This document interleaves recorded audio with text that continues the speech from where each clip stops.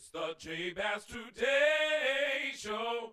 Get ready for a good time, a good time. It's the J Bass Today Show. Get ready to ride. Season's greetings. God bless you to each of you. Welcome to the J Bass Today Show. Y'all, I am excited. I'm finally sitting here with my brother Albert J. Yancey the third is in the building. Albert, how you feeling this evening? Man, I'm feeling wonderful. I thank you for the invite today.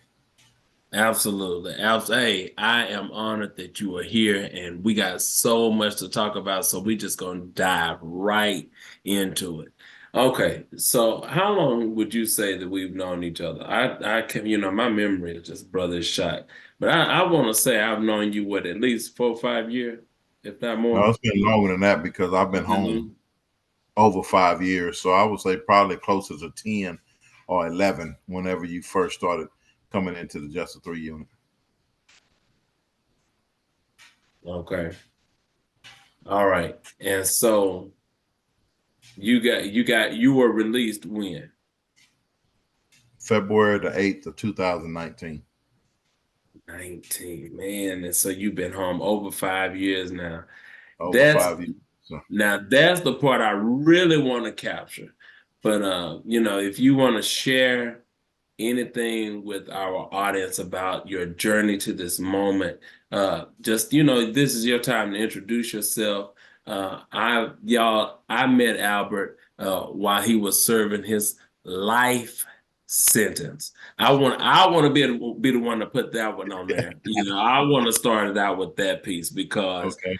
like that is the piece that like is on my heart to really take a look into, because I want to hear from you your thoughts about this. But I'm not even gonna say it because I don't want you to get off task, and it's gonna definitely get me off task. So uh, uh this is how I met him, but now he is in a new season of his life. He is Yeah. truly, truly, truly a what I would call a God's workmanship on display. When it's like Lazarus when Jesus told him to come forth, when he sat at the table and the people were able to see him and they knew that he was dead, he was God's workman piece sitting there at that table for them to see and to know what God is able to do. And that's the way I see you, Albert. And that's why I'm grateful for you to be here and for us to have this conversation. But okay, other than that, what would you tell people about your journey to this moment? Well, the journey started for me at the age of 11 years old. My mother received a phone call that really just changed the trajectory of my life. A lot of times I sit back and I try to examine like exactly what happened.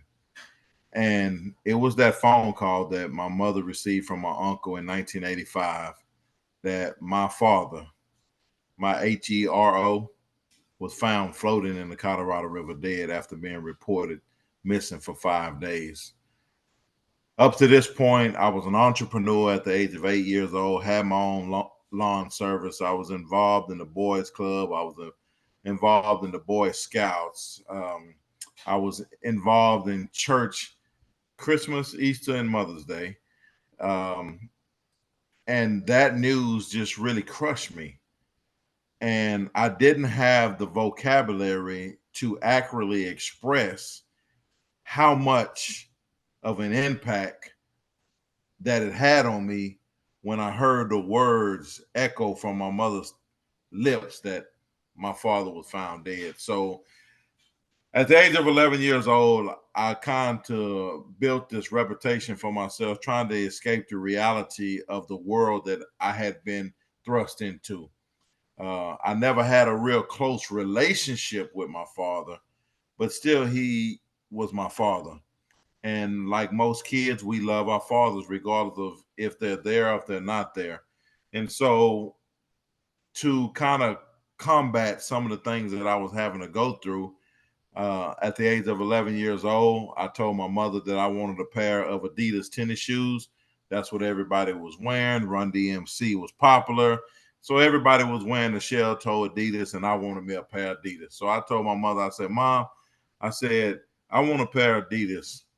And in her Australian accent, my mother's from Sydney, Australia, and that Australian accent, she told me, she said that she didn't have the money. And the rebellion part of me stood up and said, yes, you do have the money. My father was in the military. I get a Social Security check. And so I want some money to buy me some tennis shoes. And she told me, she said, Albert, she said, you don't know what it means to pay bills.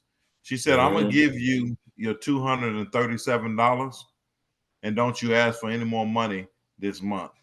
Well, I already had been scoping out the land. And so I had been seeing a lot of the activities that a lot of my friends was doing. So I had a plan. And my plan was I was going to flip this $237. And so I went to some older people that was quote unquote my cousins from my brother's side of the family. And I asked them, hey, I want to buy some weed. So I began selling weed at the age of 11 years old. The weed led to selling powder cocaine into crack cocaine. So between the ages of 11 and 16, I had evolved, I had graduated from selling marijuana to powder cocaine and crack cocaine. I was going to the local bus station. I was riding my bike there, chain it up, get on the bus, get to Houston, Southwest side, put kilos of cocaine in my backpack, get back on the bus and travel back to Victoria at the age of 14, 15, 16 years old. So with that lifestyle came the guns and the girls. Of course, I got the Adidas tennis shoes, what I initially set out to do, but the enemy knows how to set it up for you. And so from the Adidas tennis shoes, now I need the gold, now I need the car, now I need the bang, now I need the paint job. I need all of these other things that came along with the street lifestyle. Up until the age of 17 years old, August the 13th, 1991, I turned 17 years old. And 23 days later, I had reached a point in my life where I was bold enough and I was bad enough to discharge a 9mm that ended a 21-year-old man's life. And so from there, I ended up going to a jury trial. Every time the district attorney opened up the door to bring his next witness forth, it was my friends. And so after a 7-day trial, I was convicted, found guilty of first-degree murder, and sentenced to a life sentence in the Texas Department of Criminal Justice.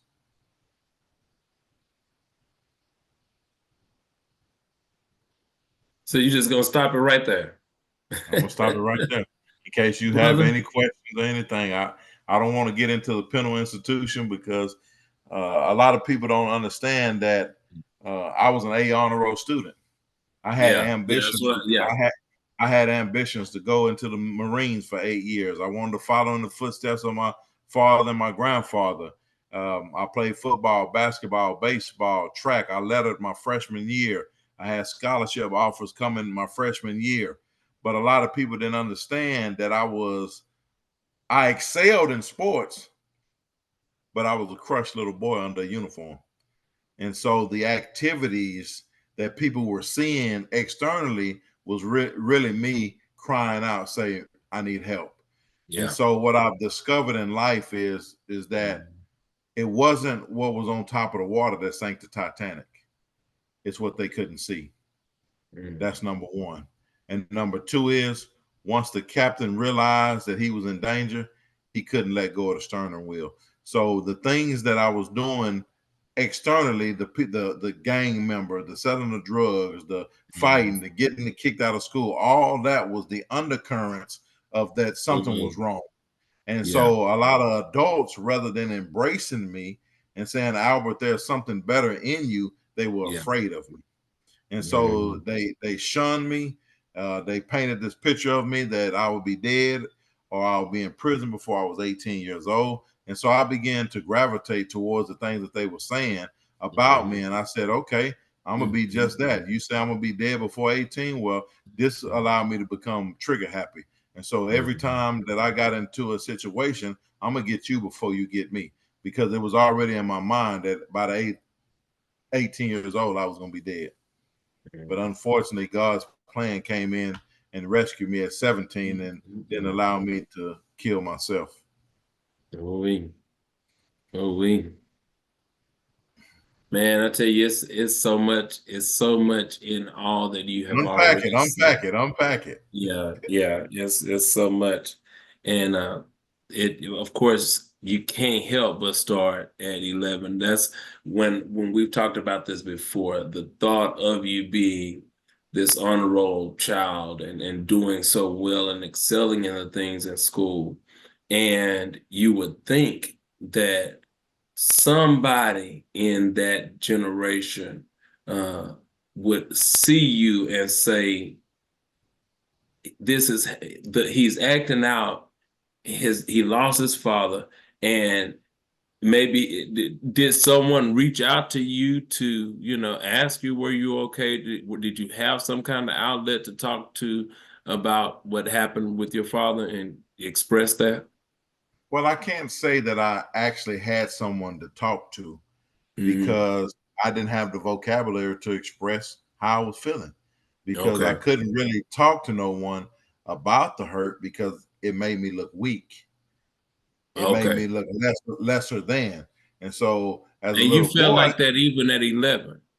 Yeah, at the age of 11 years old, you starting to smell yourself when you get 11 years old. You got a girlfriend and you playing sports and girls want to wear your jacket and all this other type of stuff. So yeah, I didn't want to be ostracized by the people that was around me. I didn't want to, because I had created this image for myself. I'm rough and tough. And so as a result of that, now people had tried to step in, but in order for change to happen, a person has to want to change. That's true. Okay. And so I didn't have the vocabulary that I have today to say, man, that event traumatized me. And so I was trying to navigate through life without a blueprint. And so the people that was in my life, I mean, they were doing the same thing that I was doing, but them was the big homies. And so I thought that they had all the answers, but in actuality, they was trying to chart on territory themselves. Mm-hmm. So when I look at the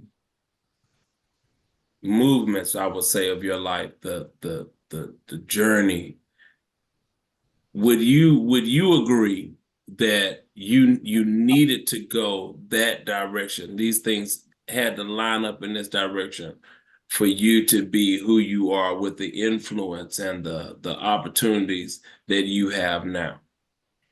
Well, one of the things that I've learned about life is this: the things we go through in life is not for us, it's for somebody else. Mm-hmm. And so I'm not going to say it was good that I went that way, but I think that it was necessary. And I'm often reminded of the children of Israel when they were coming out of Egypt. God told them, I could have made this a short journey, but you had to go around some things, because if not, you would have ran into some things. And so I feel like you weren't ready for them. Wow. No, I wasn't ready for them, because I mean, I was already on the path of doing something that probably would have got me the death sentence. And so I wouldn't have never been able to walk out of prison. And God, with his grace and his mercy, his permissive will, he allowed that to happen. So he didn't allow my free will to bring demise on myself before he intervened, because Jeremiah 29:11 was true then as it is now. He had a plan for me. And so his plan was not to harm me. And so in essence, I'm not going to say that my actions was God's plan, but he worked all the things out for my good. Okay. Good, man. Good. Okay, come on, brother. You on it. We this is good. This is good. I appreciate you being on the show. Oh yeah, thank you. That I want to go on and get right on to it. We'll probably end up backtracking, but that is what has been on me to get you to the show to talk about, is the fact of it's just such a powerful testimony to be able to say, when I initially got sentenced in my teens, they sentenced me to life. Mhm. You know, a life sentence is just that. It's a life sentence. You will never see the light of day again. And I guess one of the, like, some of the things I share with Shantae is some of the things that I've done, man. You know, I wouldn't. I am shocked at times of the grace of God that I'm still free and able to move about freely as I am. So I know what it is to have the grace of God. And when I look at your life, that's what I see. I see a life that has been graced by God again to be that picture, because when we met you behind bars, as we were in doing prison ministry, met you, you could tell there was something different about Albert. We, you know, even I believe when we left that day, we were talking about that dude, you know what I'm saying? And because you were such an inspiration. And then for us to have remained connected all of these years and to still see what you're doing, that you've been released, you've been home now. We just revealed 5 years, and you have this amazing ministry, FBI, Faith Beyond Incarceration. Man, I love that.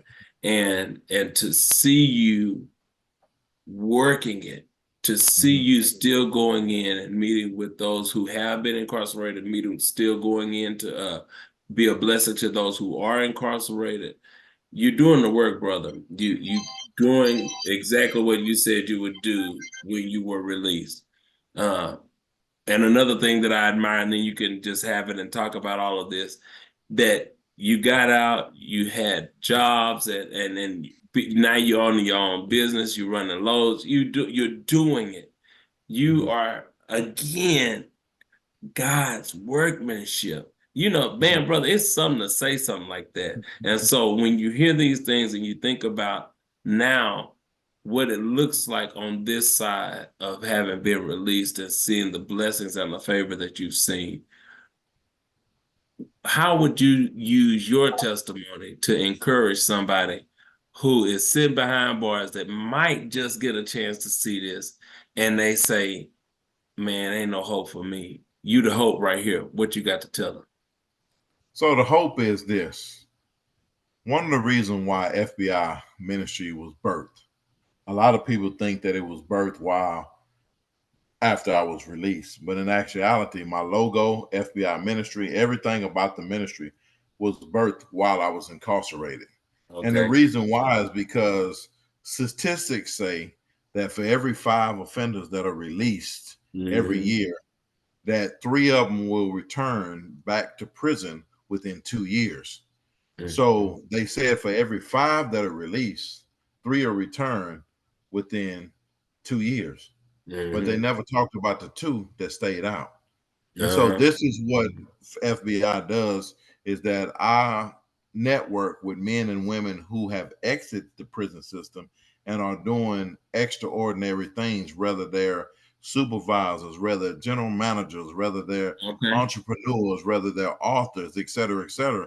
Because when we walk into a facility under the umbrella of FBI ministry, the men and women that I take in with me, the majority of them can connect with the crowd and the audience that we're talking to. So I do want to backtrack to bring clarity to my situation. Yes, at 17 years old, I was given a life sentence, but it had the possibility of parole. So under the law that the law that I was under, I would have to do 15 years before I would be eligible for parole. Now we both know that 15 years came and it gone. So I was denied parole 5 years. After the 5 years, I was denied 3 years. I came up again. I was denied 2 years. I came up and I was denied another 2 years. And so I had a total of 12 years of being denied parole. Wow. So every time the hope of being released came, I was hit upside the head with another denial. Let me ask you this. So how long in this process, when was FBI birthed? FBI was birthed in 2019. Okay, so right before you were released. Right before I had got locked up, released, I got the logo, I got everything drawn, got the paperwork drawn up before I exited out of prison. And so So this was the wait a minute. So did you have that done knowing that you were about to get released or by faith? by faith. By Okay. faith. That's the whole principle of FBI ministry Mhm. is we walk by faith and not by sight. Mhm. And so the gist of it is that while a man or a woman is incarcerated, we believe God for everything. We believe take care of my mama, take care of my children, put commissary, lay hands on the sick. You know, the faith level inside of a prison is so high because we Right. don't have That's all the the yes. distractions. We don't have a Yes. lot of stuff. Yes. But what I've noticed is that when the men and women, when they transition from incarceration into society, they lose that faith. And Mhm. it reminds me of Peter. You know, we walked on freedom. We walked out of Mhm. the confines of the boat, and then we look at the Mhm. circumstances. And Yeah. so the no's, the can't find a job, can't get an apartment, can't get back with your girlfriend, your children don't respect you, and you forget that faith that you exercised while you was incarcerated. So after Mhm. the 12 years of being denied parole, after 27 years, 5 months, and 1 day, I was eventually granted parole based on the merits of doing something that was uncommon in the environment that I was in. A lot Mhm. of people don't know the story. Everybody hear my connection to John Whitmire, but John Whitmire was a supplement to the discipline and mentorship that I was doing while I was incarcerated. So there was a guy by the name of Charles Fisher. He had a lot of medical problems, and he would miss showers. His cubicle would stay dirty, and the guys would kind of like pick on him. So I kind of put him under my wing and began to take care of him because I had good rapport. Hey, Joseph, I can go to the officers and say, hey, man, this dude missed his shower. Can you let him go to shower? I paid someone to go in and clean his cubicle twice a week. When I ate food, he ate food. But what happened is this young man got out. Oh, okay. And when he got out, he became a volunteer. And he came Okay. back into the prison after 3 years and seen that I was still there. And he Mm. asked me, he said, Yancey, why are you still in prison? And you know, sometimes we can become so religious. We can become so uh, like the Pharisees. Mhm. Oh, God hadn't opened up the door for me yet. I got work to do in here. And Mm. that individual, he left that day, came back a month later. He said, man, I want you to write down all of your accomplishments that you've done while you've been in prison. Mm. And Okay. because I've had people walk in and out of my life, all of Mhm. my life, that went in one end out the other, Jay. Oh. I Mhm. was sitting at the computer as a chapel clerk one day, and the Holy Spirit spoke to me and said, begin to write your accomplishments. And I wrote the accomplishments down, made copies of them, send them out to Mr. Fisher. Mr. Fisher got with his pastor, and his pastor came and visited me. We talked for 6 hours, and that pastor was so moved by my story that he went to the parking lot and called John Whitmire, and John Whitmire came to the prison, and eventually I was released. Now, who is But John Whitman? it all started with a seed of helping somebody else. Okay. That's what I don't want us to focus on the political and all this other stuff. What Okay. happened is the uncommon was done while I was Mhm. incarcerated. The Mhm. prison is very racially divided. Oh, The yeah. person that I was helping was a Caucasian. Oh, really? Yes. And Wow. so it was uncommon. So the seed was sown and it manifested itself in a way that I was able to get out of prison. So it Wow. reminds us of the story of the cupbearer and the baker. Mhm. You know, Mhm. one came back. He forgot about him, but he didn't forget Mhm. about me.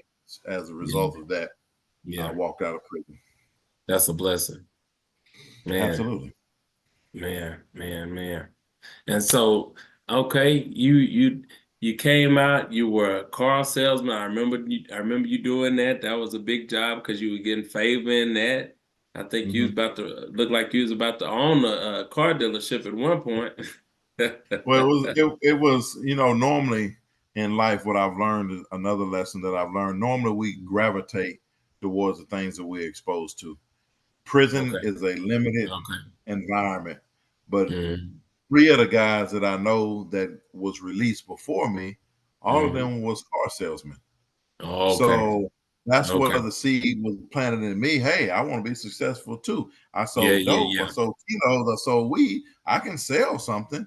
And Mm, so I got out, went to a program and 8-day boot camp, and they asked me what did I want to do. I told them I want to be a auto sales representative. And so happened, God is always God.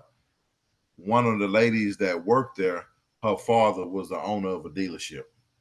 And wow. because Okay. in the class that I was in, I was kind of like the alumni. Everybody was blown away that I had been gone for so long because I didn't come out with tattoos all over my face and all over my arms. Mm-hmm. And I had the Mm-hmm. vocabulary like everybody else. And that's Mm-hmm. because while I was in prison, I learned that you can come out two ways. You can come out better or you can come out bitter. So I Yeah. chose to come out better, Okay. educated myself, stayed involved in reading, stayed in. So I was able to Mm-hmm. connect. And I Yeah. went to the dealership and I met the guy at a Waffle House, the owner. And the first day of me working there, probably around 10 minutes after I was there, a lady by the name of Susan Smith came in, and I sold my first car within about the first 15, 20 minutes that I was working. And what God was Okay. showing me is Wow. it's about connections. So I Yeah. succeeded. I was the first one there. I was the last one to leave. I was the only salesman with keys to the whole dealership where I can open up the dealership and I can close the About to dealership. own it. And About to own it. yes, I mean, but Yeah. I Yeah. just Yeah. done my best where I was Yeah. because I Yeah. didn't come out into society asking nobody to give me nothing. I just want a hand up. I didn't want no handouts. And I believe that I have what it takes to be successful in whatever arena I'm in. Okay. It just, even in this, it sounds like one of my favorite Bible stories, which is the story of Joseph, Mm-hmm. and how wherever you put him, he was Mm-hmm. going to excel. He was Mm-hmm. going to be an example of God's favor. You are truly, indeed, a modern day Joseph. That's a blessing, brother. Thank The thing about it is that you are being used by God to bring other brothers and sisters up. You know what I'm saying? And help you. them Absolutely. to achieve greater. And that in itself Mm-hmm. is the kingdom mindset that matters. That you understand these are souls that need help. These are people just like anybody else that need somebody to care, that need somebody to know that I see you. It's just like the brother that you said came back to look out for you and wanted you to write down what you have accomplished. Mm-hmm. That's somebody who looked out for you, who remembered you, Mm-hmm. just like you said with the cupbearer and the baker. Somebody remembered, and that is such a blessing. We didn't get to this earlier, but my show is about encouragement. Mm-hmm. And the motto is we are encouraged to Mm-hmm. encourage. And so you have certainly been encouraged. You are an encouragement, just your presence. But Mm-hmm. if you have to encourage somebody, that person they're sitting behind bars again, they've been Mm-hmm. denied 12 times. And Mm-hmm. at this time look bleak as well. What would you tell them knowing what you know and sitting where you're sitting? Well, my thing is this: is that standing before the men and women that I get the opportunity, I get the privilege, I get the blessed um, honor of going back in and standing before. I just tell them this simple thing: if God done it for me, He can do it for them. God is not a respecter of person, and so you say you're a modern day Joseph. We look at the men and women in prison, and they feel like that they can't make it. Mhm. And I just tell them, hey, look at what God done in my life. You spoke it out your own mouth. You said that life sentence. In my fleshly mind, sometimes I wonder how come I'm not sitting on a blue mattress with a green jacket because at the end of the day, I took a man's life for nothing. For nothing at all, other than being rebellious and who I was at that point. And so my thing to the men and women is this: God will do it if you will believe that he will do it. The faith has to be exercised. It can't be something that you hope for. It can't be something that you think may happen. No, you have to know without a shadow of doubt, whenever I put my faith in whatever it is, then it's going to come to pass, because that's just the type of God we serve. You know, that I'm thinking about the statement, or it's a cliche, prayer is the key and faith unlocks the door.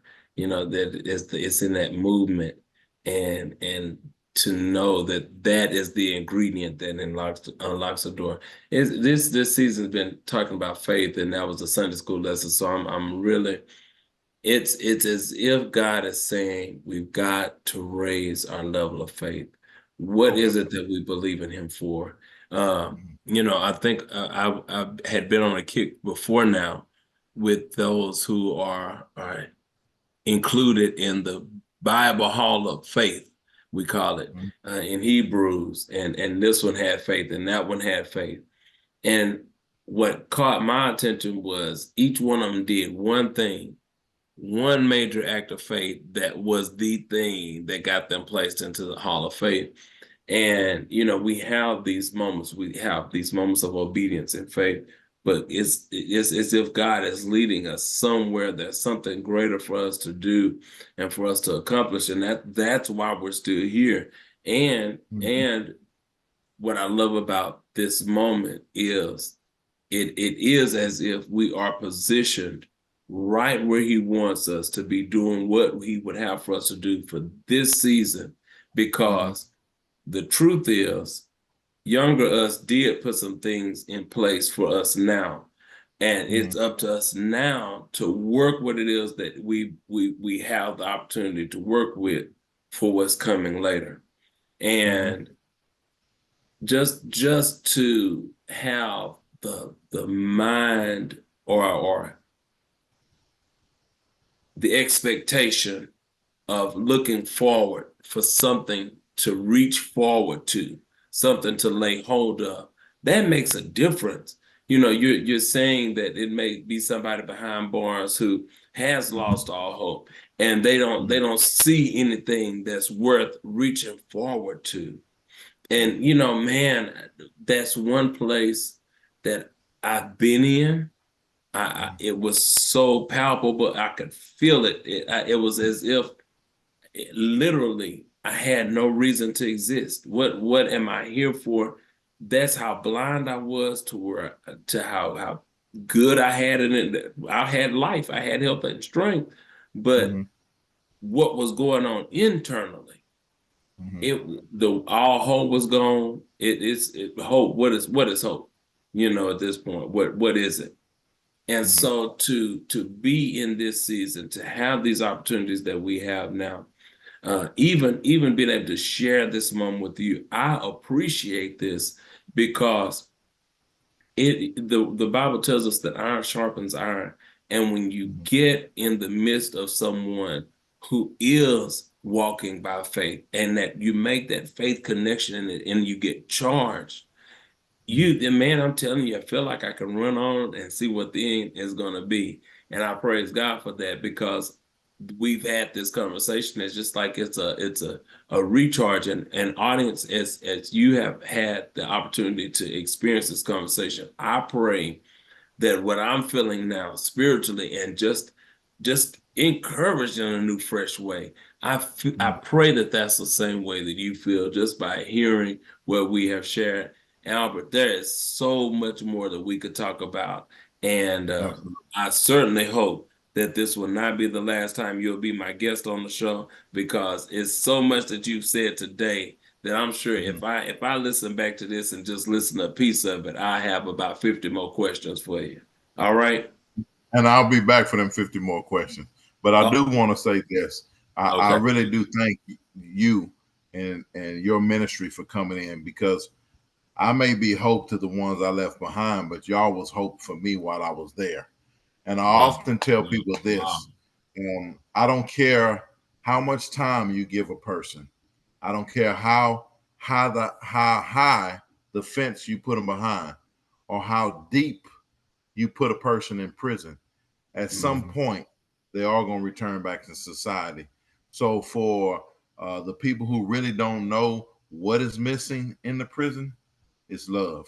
They got the vocations, they got the educations, they got all of the things that are designed to rehabilitate you. But one of the missions that's missing is love. And so when outside people would come in and share Christ with us and sacrifice their time and sacrifice their finances to come in, that kept me encouraged to keep other people encouraged. And so I thank you for the opportunity with coming in with God Vision and making that keyboard scream the way that you do, and just being a pillar and a light to us. Because again, the things that we go through is not for us, it's for somebody else. And you came and shared fragments of your story every time you came, and you never know where those fragments was falling. And that's what God does. He specializes in the fragments. You know, this, I've been sharing this for really this whole semester since we started to study. The first journal entry that I had to do for my Composition 2 class this semester was entitled "The Power Story." That was a topic. And since then, I've been on this evolutionary journey thinking about the power of stories in our lives. And the truth is, from birth to now, every day we are inundated with stories.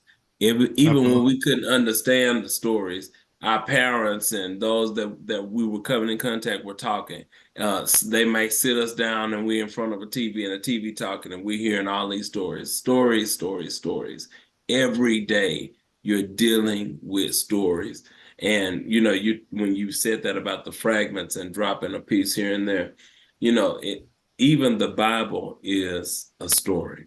It's the story of Jesus. It's the story of, and as we read these stories, it's up to us what we believe, what we choose to believe, what we accept as truth, and to accept that I am the righteousness of God, to accept that I am blessed and highly favored, to accept, you know, these high value thoughts versus those low negative thoughts. I'm discouraged, I'm disappointed, all this. Those high value that's going to raise your self-esteem. Why not think that high thought? You know what I'm saying? And sometimes it seems like it just, before we log off, my question to you first, because I'm trying to go somewhere with this.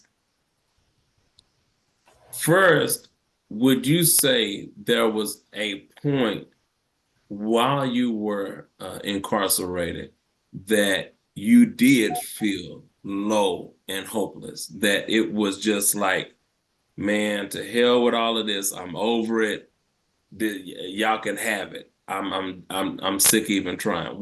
Did you ever have a point like that? There were many days that I had that, especially going into prison, and I knew without a shadow of a doubt that I don't care if I was on my worst behavior or I was on my best behavior. I had to do 15 years before I was even eligible to see parole. And so it's quite humanistic to have those type of days to where you realize, man, I'm not going to make it out of here.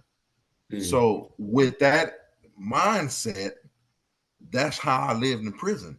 I went into prison as a drug dealer, as a gang member, as a hustler. And guess what I've done for 18, 19 years that I was in prison? I lived that type of life. Why? Because I knew without a shadow of a doubt that my parole officer wasn't even born yet. Wow. Because I had to do 15 years. So that baby may have been an infant, may have been 5, 6, 7 years old when I walked in. And so I lived the same type of life because I was hopeless. Yeah. I was hopeless.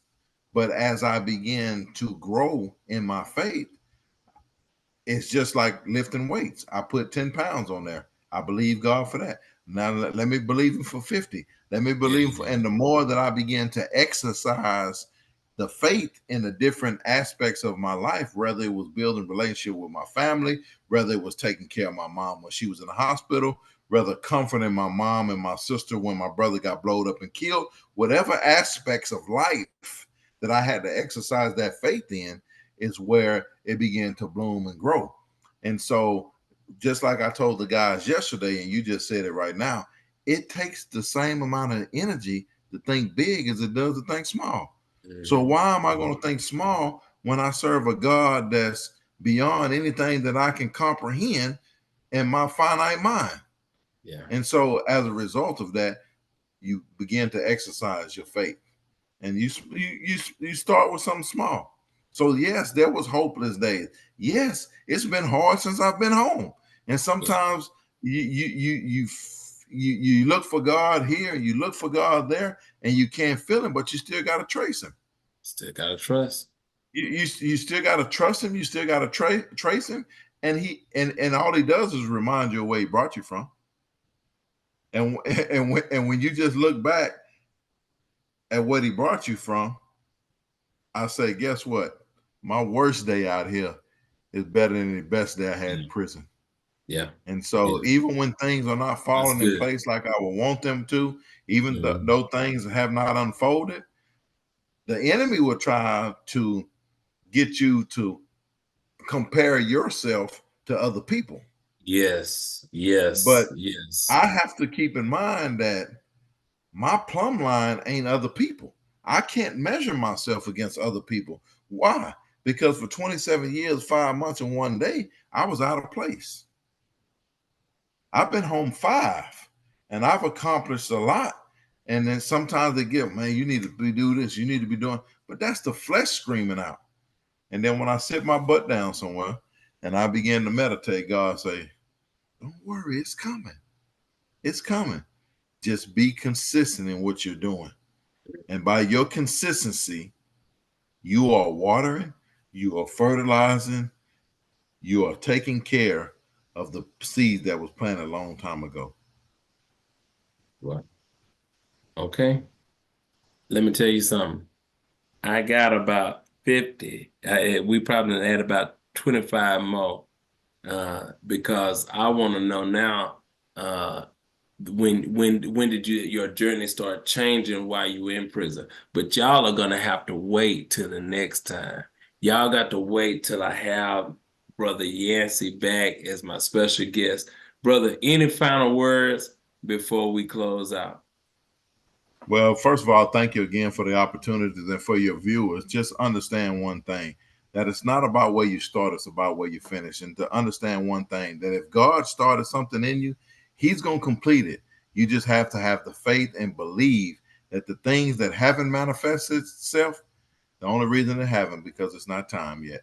But in due season, it's going to manifest itself. So stay tuned for the next one, because I most definitely got to share with you the epiphany that happened in an administrative segregation cell separated from general population that changed the trajectory of my life.